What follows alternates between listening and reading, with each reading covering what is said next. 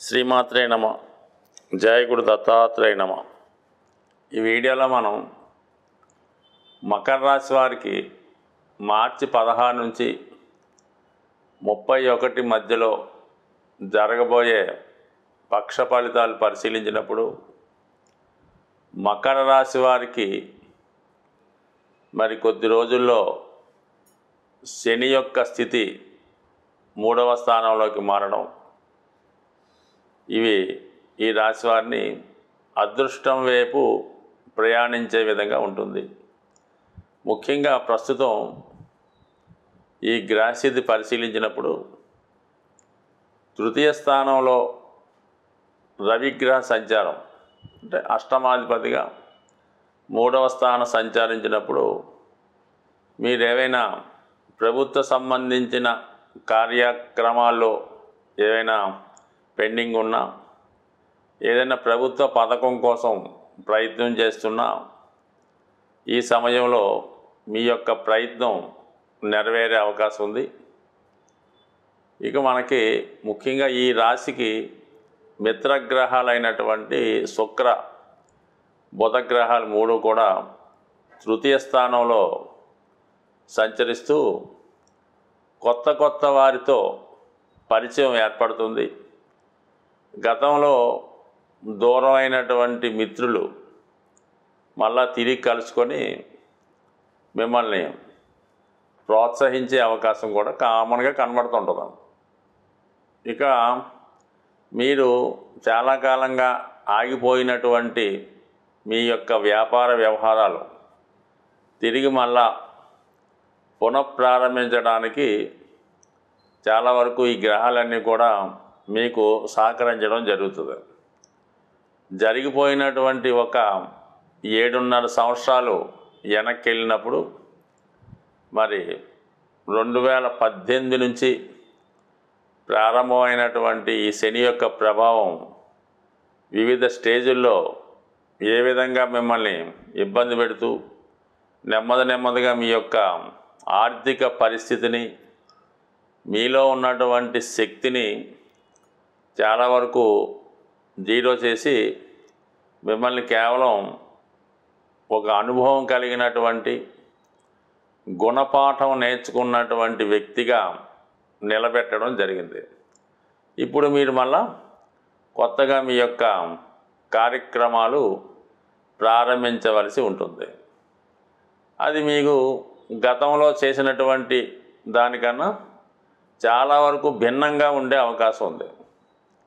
లేదు గతంలో చేసినటువంటి పొరపాట్లే మళ్ళా చేద్దామనుకుంటే చాలా వరకు మళ్ళా మీరు అదే స్థితిలో నష్టపోయే సూచనలు ఉంటాయి. కాబట్టి ఈసారైనా జాగ్రత్తగా నిర్ణయించుకొని కొత్తగా మీ జీవితాన్ని మళ్ళా ప్రారంభిస్తే చాలా వరకు మంచి ఫలితాలు రావడం జరుగుతుంది. అభివృద్ధికరంగా ఉండే అవకాశం ఉంది. ఇది విద్యార్థులకు కూడా చాలా చక్కని గుణపాఠం నేర్పుతూ ఉంటుంది. ఎవరైతే ఫస్ట్ టైం ఏలినాటి శని పూర్తి చేశారో వాళ్ళకి ఎలా ఉంటుందంటే చాలా పరీక్షల్లో అనుకున్న మార్కులు రాకపోవడం, చిన్న చిత్తగా ఉద్యోగాలు చేస్తుంటారు. వాళ్ళకి కూడా ఈ సమయంలో అభివృద్ధి కంపల్సరీగా వస్తుంది. దాన్ని ఉపయోగించుకోవాలన్నమాట మీరు. అది ఇక ఇంకొక కుజగ్రహం, మరి కుజుడు ఇప్పుడు మీకు 6వ స్థానంలో సంచరిస్తూ ఒక విధంగా సక్సెస్ వైపు ప్రయాణిస్తూ ఉంటాడు. అంటే మీరు ఏదైనా ఇంటర్వ్యూకి వెళ్ళినా, లేదంటే ఒక పోటీ పరీక్షకి వెళ్ళినా, ఒక కాంపిటేటివ్ ఎగ్జామ్స్ రాసినా విజయం మీకు లభిస్తుంది. అదే కొన్ని కారణాల వల్ల మీకైనా రుణాలు ఏమైనా ఉన్నా, ఆస్తి సంబంధించిన విషయాల్లో ఏవైనా గొడవలు, ఈ పోలీస్ స్టేషన్లో కానీ కోర్టు సమస్యలు ఏమైనా ఉంటే మీకు అవి చాలా వరకు విజయాన్ని కలిగిస్తూ ఉంటాయి. ఇంకొక యాంగిల్లో వృత్తిలో చాలా ఎక్కువ పని మీకు కలుగుతూ ఉంటుంది. ఎంత కష్టపడ్డా అధికారులకి సరైనటువంటి సంజాయిషి ఇవ్వాల్సి ఉంటుంది. ఏదో ఒక బ్లేము, అపనింద రావడం జరుగుతూ ఉంటుంది. అందువలన ఏంటంటే అయితే మీ మార్గంలో మీరు వెళ్ళింది కరెక్ట్ అయినప్పుడు కూడా మీరు చేసే విధానం అవతల వారికి నచ్చకపోవచ్చు. కొన్ని సందర్భాల్లో నిజాయితీగా ఉన్న కొంతమందికి ఇబ్బంది కలుగుతూ ఉంటుంది. కాబట్టి మరి సమయానుకూలంగా అడ్జస్ట్మెంట్ అవుతూ సర్దుకుపోవాలి తప్ప ప్రతి విషయాన్ని కూడా చాలా స్ట్రిక్ట్గా అదే చేయాలన్నటువంటి పట్టుదలతో ఉంటే మాత్రం చాలా వరకు నిజాయితీగా వెళ్ళడం వల్ల వచ్చే కష్టాలు కూడా ఈ సమయంలో రావడానికి అంటే ఏదన్నా ఒక గుణపాఠం నేర్పుతూ ఉంటుంది. ప్రతిదీ కూడా ఈ సమయంలో మీరు మంచి విషయాలు తెలుసుకొని ఫ్యూచర్లో ఏ విధంగా ఉండాలి, ఎవరు మనకి బాగా సహకరించారు, ఎవరు మనల్ని మోసం చేశారు అన్న విషయాన్ని తెలుసుకుంటూ ఎప్పటికైనా మిత్రులు ఎవరో శత్రులు ఎవరో తెలుసుకొని మంచిగా వెళ్ళడం వల్ల చాలా వరకు కొత్త జీవితం ప్రారంభమవుతుంది. ఈ గ్రహాల ప్రభావాన్ని నుంచి తప్పించుకునే వాళ్ళకి మరి ప్రతి నెలలో కూడా 2 ముఖ్యమైనటువంటి దినాలు రావడం జరుగుతుంటుంది. అందులో సంకష్టాల చతుర్థి ఈ నెల 18వ తారీఖున రాబోతుంది. అలాగే మాస శివరాత్రి 28వ తారీఖున ఇదే నెలలో రావడం జరుగుతుంది.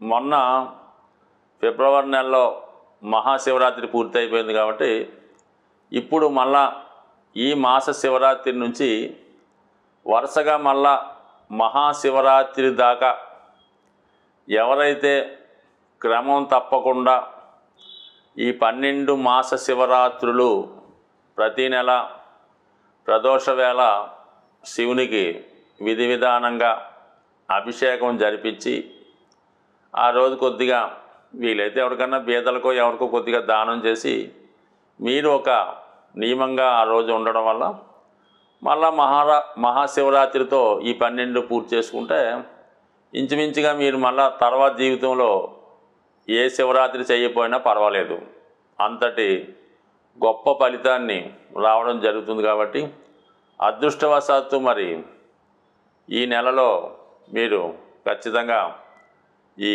మాస శివరాత్రి వ్రతాన్ని ప్రారంభించే ప్రతి నెల మీకు అనుకూలిస్తుంది. అలాగే ఇదే నెలలో మనకి ఈ పక్షం చివరిలో వస్తున్నటువంటి ఉగాది, ఈ ఉగాది రోజు